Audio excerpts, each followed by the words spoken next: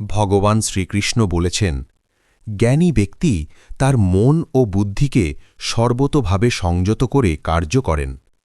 তিনি প্রভুত্ব করার প্রবৃত্তি পরিত্যাগ করে কেবল জীবন ধারণের জন্য কর্ম করেন।